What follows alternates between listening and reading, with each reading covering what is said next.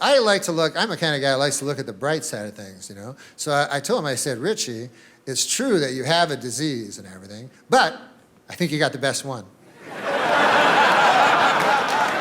Welcome to MsMojo, and today we're looking at 20 comedians who died too soon. For this list, we're remembering those comics or comic actors who are particularly missed, the funny men and women who left us laughing. What are your memories of these performers? Let us know in the comments. The Taglias, the Bazzinis, the Boyaris, they all have contracts out on me. Yeah, the feds are watching me. Keith Offer is investigating me. The ASPCA is after me about this horse thing. John Ritter. Hey, Care Bear. Do you like my shirt? Pretty foxy, huh? John Ritter initially rose to prominence on the strength of his physical comedy, particularly when he starred as Jack Tripper on the sitcom Three's Company. This reputation followed Ritter throughout his career, all the way to his sudden and untimely death in 2003. Don't worry, Janet. I learned camouflage and stalking when I was a Boy Scout. Did you get any merit badges? No, but I got a couple of campfire girls. The actor branched out into other areas of television and film as well, including appearances in the 1990 miniseries It, as well as some dramatic work in 1996's Sling Blade. Ritter was a funny man through and through, however, boasting a likable personality that lit up a room. His comedic presence was exaggerated and mugging, an over-the-top presence that was larger than life and impossible to ignore. These are Mom's private drawers. Shouldn't go in there. This is where she keeps her needlepoint and crocheting.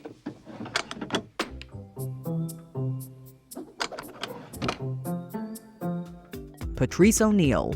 I'm just a tad bit nervous because I'm wondering when I walked out here, do you think to yourself, whew, that's a big dude, or whew, that's a fat dude. It didn't matter whether you knew Patrice O'Neal from the world of radio on The Opie and Anthony Show, his numerous television appearances, or his ruthlessly hilarious stand-up. The man knew how to make an impression. This is, in part, why O'Neal is so missed by his fans. Men want to be alone, but we don't want to be by ourselves. Does that make sense at all? This sense of fearlessness that made audiences at his stand-up shows feel as if anything could happen. O'Neal had been living with diabetes for years prior to suffering a stroke in October of 2011. His condition quickly worsened, and Patrice finally expired from complications on November 29th of that year. Now I have to lose weight to stay alive, you know? And that's not enough motivation for me. Madeline Kahn.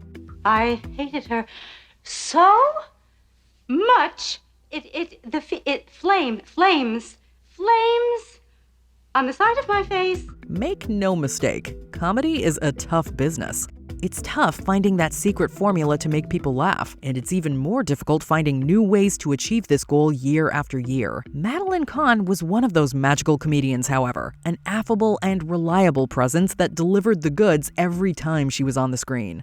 Penny for your thoughts. You're incorrigible. Kahn is primarily known for her work with Mel Brooks, appearing in hits like Young Frankenstein, Blazing Saddles, and History of the World Part 1. The actress consistently worked throughout the 70s, 80s, and 90s before a diagnosis of ovarian cancer in 1998 forced Kahn to slow down. The disease would ultimately take her life on December 3rd, 1999. Nein, Achtung! Bitte, no, you mustn't go. I need you. I never met nobody like you. I can't live without you. Du hast gemacht mein entire Leben. Please, you're making a German spectacle of yourself. Ralphie May. You ever get caught looking at somebody in traffic? You know what I'm talking about? So you did the look away, like, no, I wasn't really looking at you. It happened to me. I was like, Some comedians specialize in one style of delivery, while others can convincingly move between various methods, while being successful in all of them. Ralphie May was that sort of comedian, a funny man known for his witty barbs and quick rapid-fire jokes, while at the same time able to retain his audience's attention with solid storytelling. Little spoiled rich girls who are really actresses, okay? I'm an actress. I'm just waiting tables now. I mean, it's a transition. His childhood wasn't the healthiest, and May struggled with his weight. But the last years of his life saw the comedian attempting to turn over a new leaf. Ralphie May suffered a fatal heart attack on October 6, 2017, leaving behind a wife, 2 kids, and a fan base who never forgot the laughs.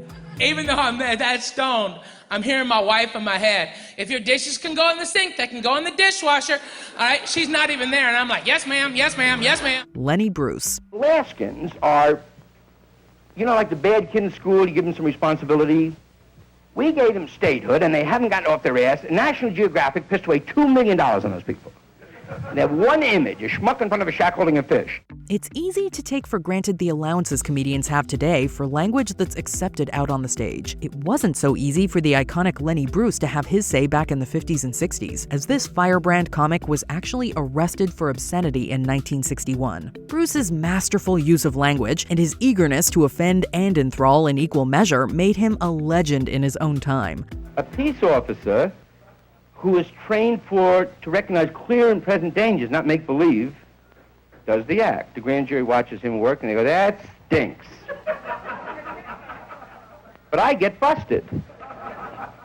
And the irony is that I have to go to court and defend his act. But fans today still wonder where Bruce might have gone had he survived into the 70s. Unfortunately, the comic suffered a crippling substance use disorder that ultimately took his life on August 3rd, 1966. I don't want some sharp chick that can quote Kerouac and walk with poise.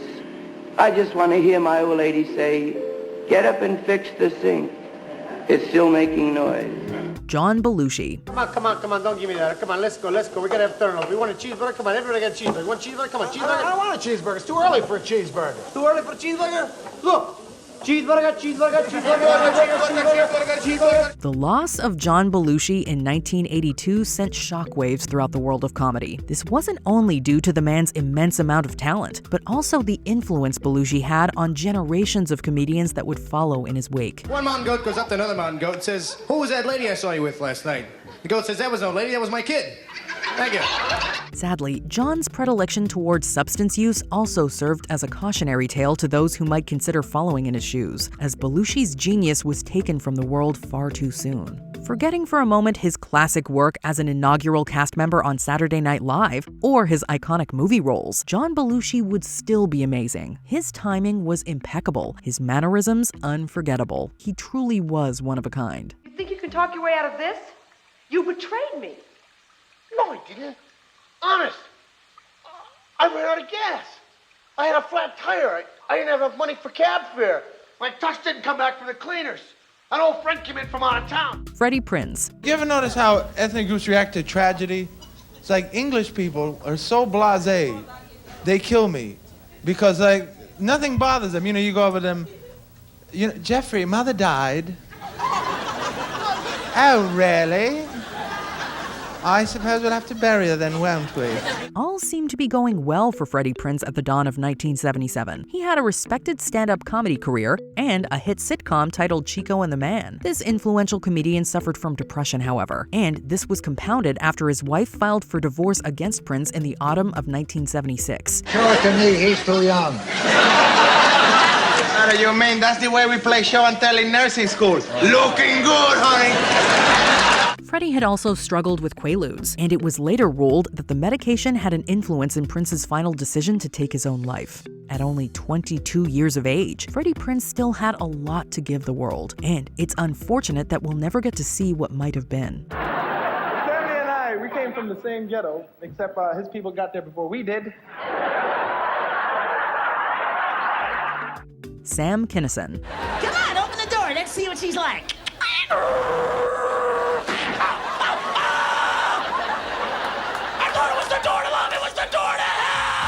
There was no stand-up comedian with as much fire and brimstone power as Sam Kinison. This former preacher brought that same sort of powerful stage presence and commanding voice to the stand-up stage, only this time the content was anything but sacred. NBC is going to allow you to come out here and say whatever you want with no authority, no censors, nobody watching you.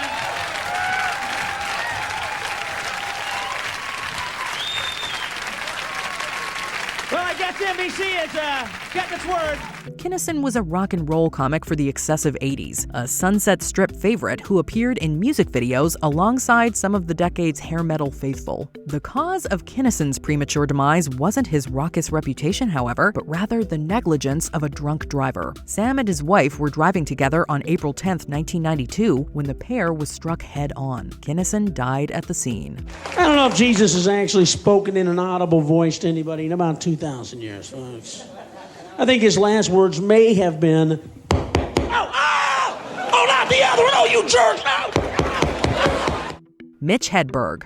I think Pringle's initial intention was to make tennis balls. Mitch Hedberg tragically didn't leave behind a vast library of material for his fans, but what we do have is nothing short of fantastic. Hedberg's material was surreal, strange, and idiosyncratic, a challenging style of stand-up that thrived on its low-energy, slow burn. Mitch's delivery was laconic, creating the stoner character that belied a unique and very funny perspective on life. I don't have a girlfriend. I just know a girl who would get really mad if she heard me say that. Time magazine even labeled him as the next Seinfeld around the time of his death in 2005. Tragically, Mitch Hedberg's quirky genius was never fully actualized, as he died of a speedball overdose on March 30th, just a few days shy of April Fool's. I'm sick of soup of the day, man. It's time we make a decision. I need to know what soup from now on is. Bill Hicks. How many non-smokers do we have here tonight?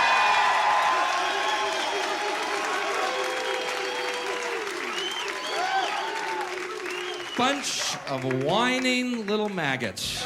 If there was ever a comedian who suffered no fools, it was Bill Hicks. The man's wit was razor sharp, and he did not care whether or not you were along for the ride with him on stage. Instead, Hicks's skewering of society, religion, and politics scorched the earth with fury that was nothing short of apocalyptic. Bill challenged his audience at nearly every turn, delving into some deeply dark subject matter without fear. Yo, it's Jesus, he's back, but he's pissed. He's yelling something about the cross. I didn't catch it. The comedian kept his pancreatic cancer diagnosis secret from all but close family and friends, and continued to work as long as he could until his death from the disease on February 26, 1994. I'm walking down through the West End one day, right? And this busload of tourists from Iowa gets off the bus, these big cow people, right? They bump into me, and I go flying into this adult bookstore, right? Andy Kaufman. Faster than a speedboat, more powerful than a locomotive, able to leap tall buildings and sink bang. Look, up in the sky, it's a bird, it's a plane. Nope, it's Superman. It takes brass cojones to bomb on purpose, intentionally antagonize and irritate and confuse an audience to the point where they may want to cause you physical harm. Andy Kaufman had some brass cojones. In fact, Fearless doesn't even begin to describe the avant-garde performance act that was Kaufman's stage routine. Andy would speak in a foreign accent and act confused, dress up like an obnoxious lounge singer, and even become involved with the world of professional wrestling. And he found time to star on one of the most beloved sitcoms of the 70s, Taxi. Oh, what is happening to me, Alex? I used to be such a sweet man. I used to be so cute you could eat me up. It was ultimately lung cancer that took Andy from us in 1984, but his bravery on stage went on to influence many other bold comedians in the years that followed. Thank you very much. Gilbert Gottfried. This is Rowing the Atlantic. I'm gonna agree. You fool! Gilbert Gottfried was a comedian's comedian, a highly respected and long-standing voice in the community that enjoyed a devoted fan base right up until his death in 2022. The initiation into Gottfried's comedy for many was that iconic voice, but the man's work was really so much more than that at the end of the day. Jerry Seinfeld as Hamlet. To be. Oh, no, to be. Gilbert was a fan of the game, a devourer of comedy and cinema who truly felt like one of us. At the same time, his resume was so impressive, racking up movie roles, voiceover work, and stand-up specials that have stood the test of time. The world of comedy is much colder without Gilbert's humor to warm it up, and he'll be deeply missed. Years ago, Canadians were walking through the forest and they saw a tree with disgusting brown goo dripping out of it. And they said, "There's disgusting brown goo dripping out of that tree. Let's eat it." Bob Saget. I go, "Is this your thong?" And my 17-year-old goes, "Yes, so it's what we wear." I said, "I'm sorry, honey, I can't understand you." She said, "It's what we wear." We collectively mourn the loss of our favorite celebrities every year, while simultaneously reminiscing about the good times they brought us throughout their lives. Bob Saget was one of those individuals, a comedian who was known for the disparate sides of his creative personality. What happened was, I'm upstairs, she comes up, and I don't want to talk misogynistically or chauvinistically about a lady and her looks, which is a terrible thing to do. But this girl, let me tell you what she looked like. Remember Danny DeVito in that first Batman movie?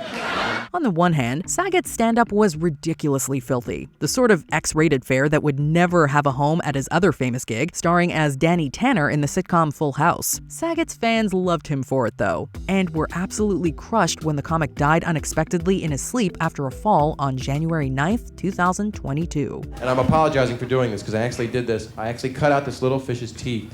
And no, this is you're right in moaning because it was exciting for me that you did that. Bernie Mac.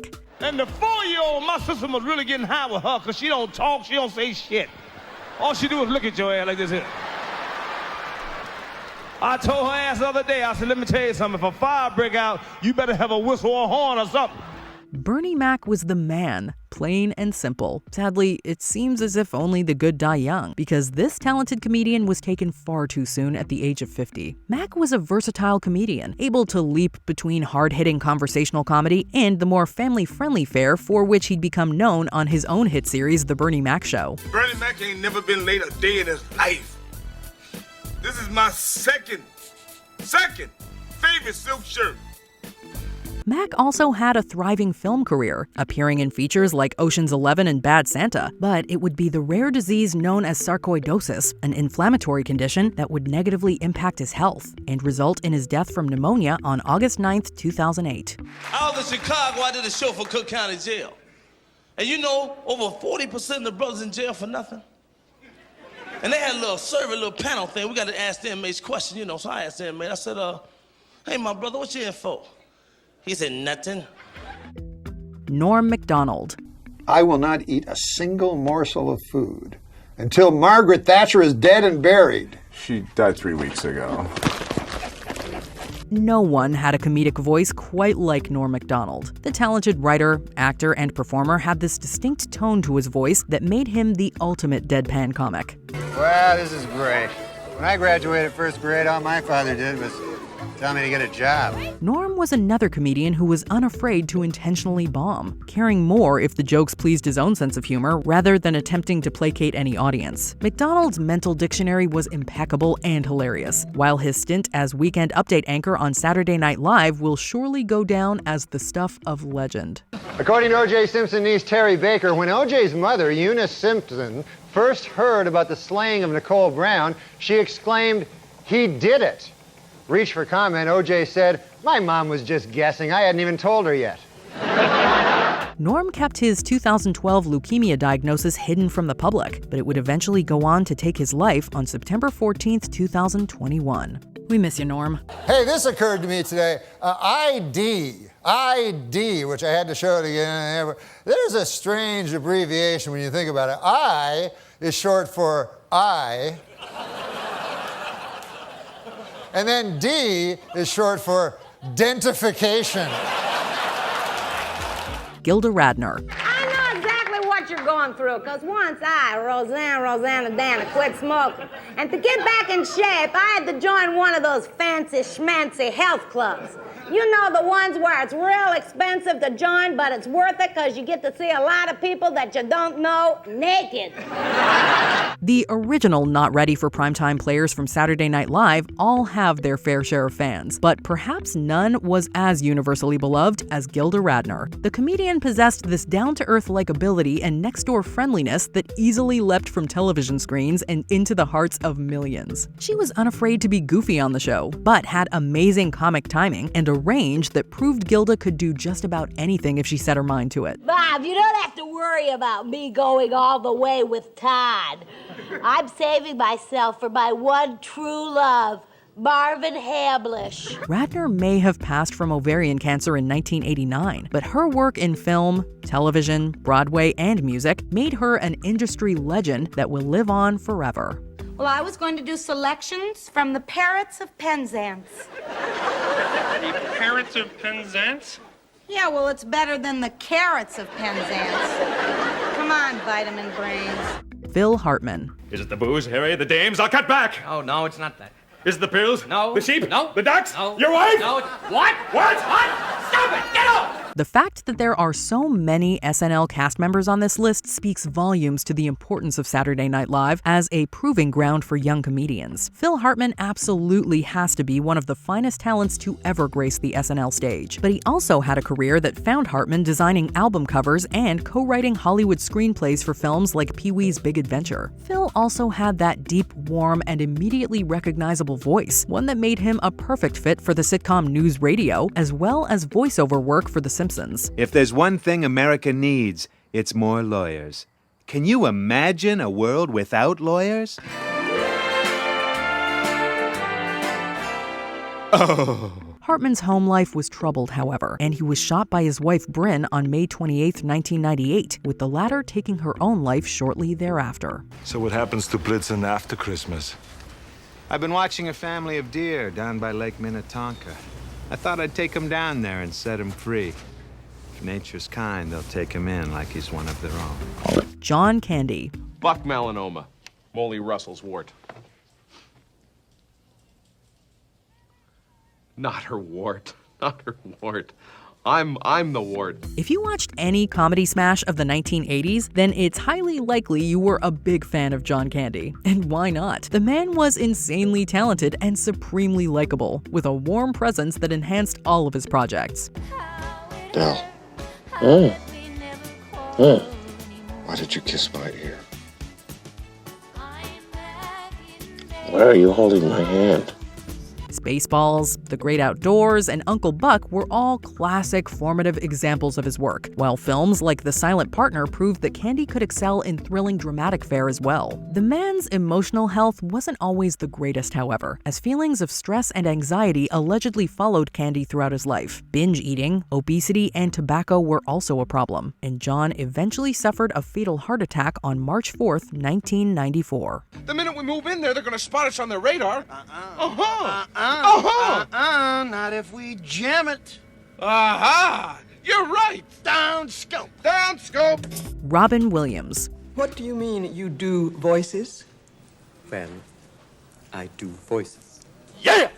We've come to this planet looking for intelligent life. Oops, we made a mistake. We're happy to be in America. Don't ask for a green card. I want you in the worst way. Fans of Robin Williams were devastated when the comedian took his own life on August 11th, 2014. To this day, many still grieve the man who brought us so much joy in so many ways. Williams was a legend of the stand-up world, a fantastic actor, and a voice artist who brought to life Disney's iconic Genie of the Lamp in the animated feature Aladdin. Aladdin! Hello, Aladdin. Nice to have you on the show. Can we call you Al, or maybe just Din? Or how about Laddie? Sounds like, here, boy. Come on, Laddie. The final years of Williams' life brought on mental and physical changes with which the comedian couldn't cope, however, with an undiagnosed Lewy body disease contributing to the onset of dementia in Williams prior to his death. Although he may be gone, his work and life will never be forgotten. First of all, they make you go like this, make you stop, put your arms out, close your eyes. Makes you feel like Easter, watch out. Then you go like this, to make you touch your nose twice, to go like, start off 1, 2, and then here's the new part, I want you to know this. The new part is to be like 1, 2, 3, 4, 5, 6, 7, 8, and 9, and fussy 1, fussy 2. Before we continue, be sure to subscribe to our channel and ring the bell to get notified about our latest videos. You have the option to be notified for occasional videos or all of them. If you're on your phone, make sure you go into your settings and switch on notifications. Chris Farley. Sweet mother of God, what is the holdup? Let the boy sleep in your damn bed. He said he'd wash the sheets. The world of SNL and comedy in general still mourns the loss of Chris Farley so many years later. Chris was a machine of unstoppable charisma, a larger-than-life presence that slayed the SNL stage and easily transitioned into high-profile film roles in smash comedy hits. Black Sheep and Tommy Boy were two of Farley's biggest success stories, but his personal life was also one that affected everyone he met. There was simply no forgetting Chris Farley once he came into your life. I'll turn this damn bus around. That'll end your precious little field trip pretty damn quick, huh? Shit. Chris connected with friends and audiences alike, which is why the hole left behind by his overdose on December 18, 1997 will probably never be filled. And perhaps that's the way it should be, but at least we'll always have the memories. I'm not hygienic. I don't wipe properly. I lack style. I have no charisma or self-esteem. I don't own a toothbrush or let my scabs heal.